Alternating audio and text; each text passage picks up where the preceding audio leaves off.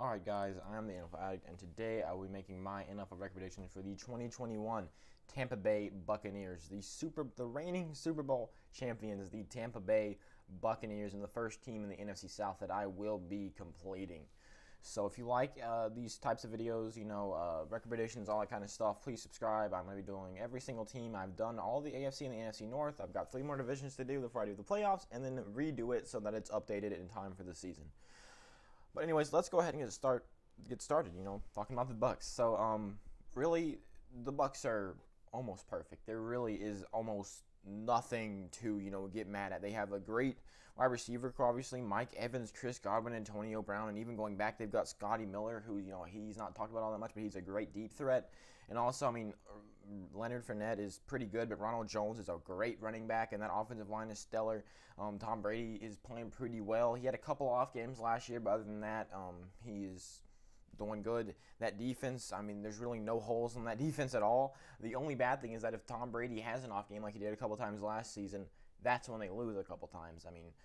If Tom Brady played consistently and played really well, and he is pretty consistent. He just has 2 or 3 off games every year, which I can't really predict. So my record's probably gonna be higher than their actual record will be. He could be bad, or this whole team could be bad if Tom Brady has an off game. But you look at the playoffs last year. That was some of the best football any team played all year was in the playoffs. So let's go ahead and get started. The only other bad thing is that they have a lot of old players, but that has nothing to do with this season. That just means they have a lot of old good players. So all that means is that in a couple years, this dynasty is not going to last long. The Bucks are going to be probably out of contention. They're not in contention, but they probably won't be as good as they are in 3-4 years, because a lot of their players are going to retire really quickly. So this is probably going to be their glory year. But anyways, the Buccaneers, let's go. In week 1, they have a pretty easy game. It's the kickoff game to the whole season, actually. It's a Thursday night game in week 1. They're at home against the Dallas Cowboys, who really didn't do all that much to help their offensive line issues this season. They did help out their defense a bit, and they did re-sign Dak, but they weren't any good last year with Dak, and they will be slightly better because they actually have kind of a defense with some additions to the secondary they made, but they're nowhere near enough to beat Tampa Bay. Now their first their first divisional game is in week 2 against the Atlanta Falcons, who added Kyle Pitts when, in my opinion, they should have added a quarterback. I feel like I feel like Justin Fields was the right pick there, but if Trey Lance is going to go third.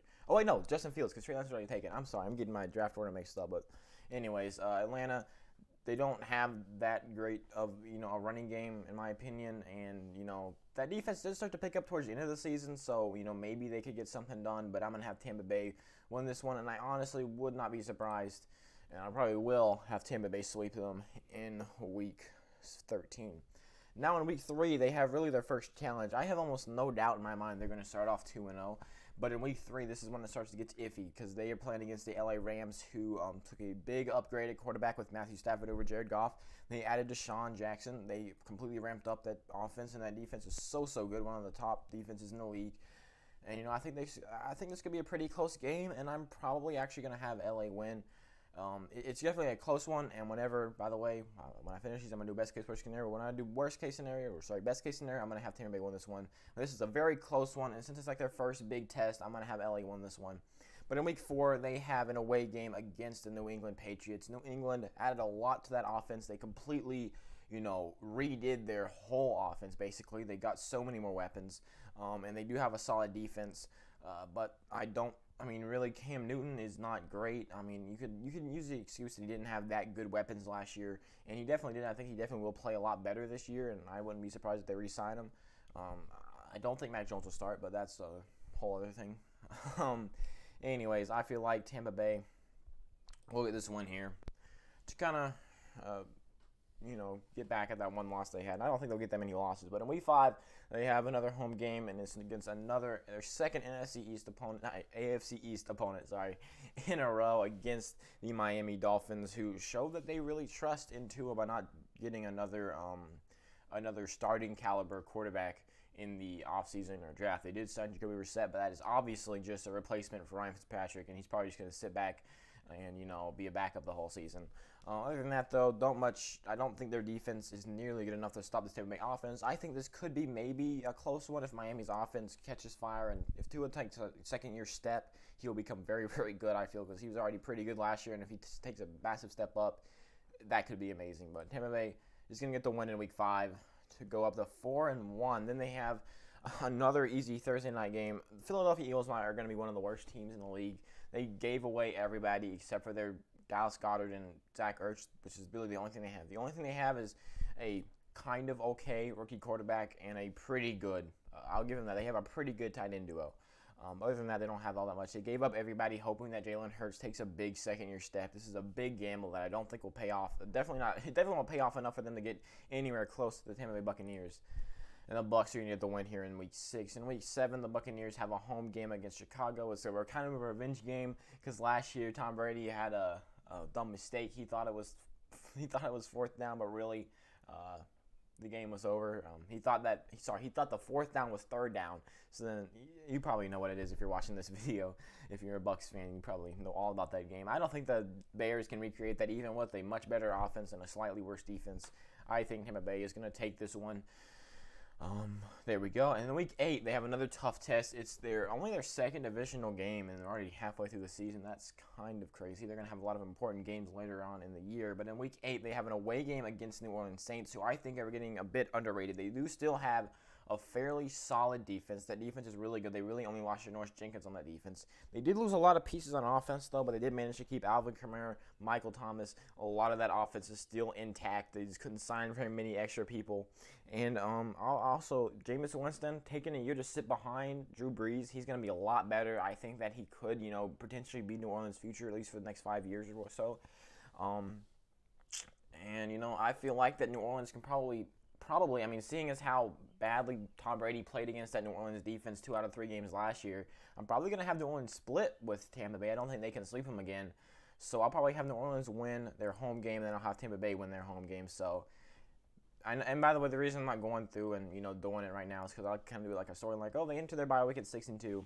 Yeah, they're 6-2. They're looking. They've had some rough games. They've had some close ones, but really they're probably feeling pretty good about themselves. They're going up in a rematch, or at least for Washington, it's a rematch of that wild card game last year.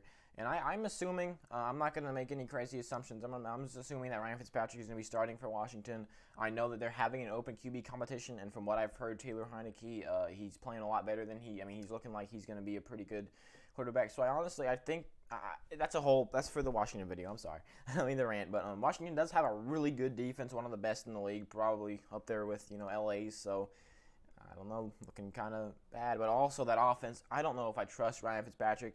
If it's Tyler Heineke again, the Washington with Taylor Heineke, in my opinion, now that I'm hearing that he is playing really well in minicamp and he is actually, looking like a really good quarterback and that it wasn't just a one-game thing, that he actually could do that every game, I would have Washington a lot more than 4-2 right now. If you can see on the right side, I have them at 4-2 with the 6 teams I predicted.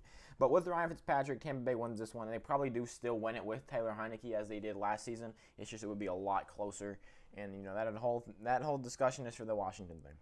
All right, now they have another NFC East opponent in Week 11, a home game this time against the New York Giants. The New York Giants also have a pretty good defense. It's not like great, but it's pretty solid. It showed up a lot towards the end of last season. It looked really well. That offense, they had a lot of weapons. They got a lot better on offense, and if Daniel Jones can, play solidly, then the Giants have a really good shot at winning this NFC East. However, I don't think they have a shot at beating the reigning Super Bowl champs, as Tampa Bay gets the win here. He'll jump up to 8-2. And they're looking pretty good as they go into a pretty tough game. It's a away game against the Indianapolis Colts. I don't like Carson Wentz, and by that I mean I don't think that he's a great quarterback, and especially with really only one good wide receiver, I don't think that they'll be as good as a lot of people think they will be. Obviously, I have them at 8-8, 8-9. I'm going to have Tampa Bay win this one. I'm sorry. Any Colts fans that are watching this video for some reason. In Week 13, like I already said, I'm going to have them sweep against Atlanta. And then in Week 14, they have this is probably a really tough game. It's a home game against the Buffalo Bills. And, the Bills are insane. The Bills, they went into this offseason already one of the best teams in the league, and then they added Emmanuel Sanders, another weapon. This Bills team is going to be tough to beat unless you're the Bucs, and I feel like the Bucs are going to get the win here. This is a really close one. When I do worst-case scenario, this game is definitely going to go to the Bills. But right now, just doing my what I think will most likely happen. Yeah. And then, like I already said, they're going to split there. Come on. There we go. 12-2. Now, they're looking pretty good. I wouldn't be surprised if they've already got that division in the bag. As you can see, I've already got these two teams with 5 losses, so really, if they win another one, then you already know they've got the NFC South.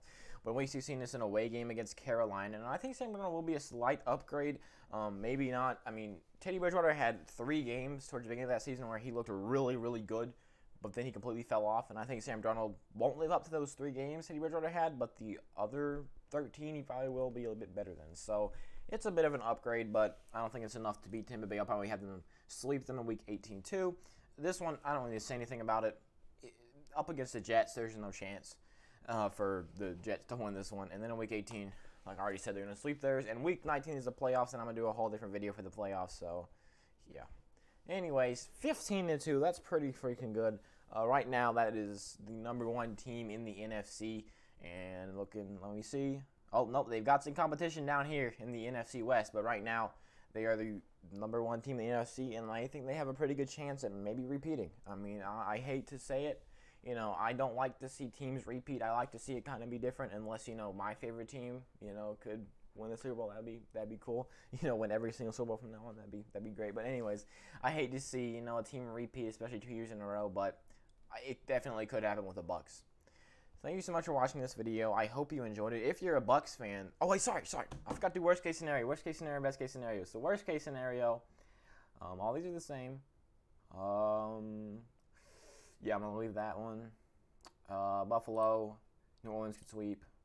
That's about it. That's wait, no. I could see Atlanta splitting maybe if their defense plays as it did late season last year. So yeah, their absolute worst case scenario. This is not likely at all. This is just absolute bottom of the barrel. This is as bad as I think they can possibly get. Is better than best case scenario for most teams. So 12-5 is a pretty freaking good worst case scenario. All right, now let's go back, put everything back, and now let's do best case scenario. Is that where it was? Yep, best case scenario is probably. Oh no, sorry. I'll leave that one. Best case scenario is probably 16-1. I'm sorry, I didn't mean to flip that. I was thinking like, yes, 17-0, but then I saw, oh wait, yeah. So I think they will 100% split with New Orleans, but I think their best case scenario is 16-1. And again, I mean, I think best case scenario is definitely way more likely than worst case scenario. So yeah, they have a pretty nice 4-game range there. Normally that's not a good thing because normally that's like from 2-15 to 6-11, but no, from 12-5 to 16-1 is a pretty good. And even right now, 12-5 is good enough to be the number 1 team over the Packers as of right now. And of course, this is without Jordan. This is without Aaron Rodgers. Talking about the Packers. So thank you so much for watching. I hope to see you in the next one when I will be talking about the New Orleans Saints. And I don't know how they're 3-5, but they'll probably get a lot better when I do that one. So thank you so much for watching. Hope to see you in the next one. Goodbye, my children. Come on, don't let me sound weird. Come on, there. Make sure you like and subscribe while I'm giving you epilepsy. There we go.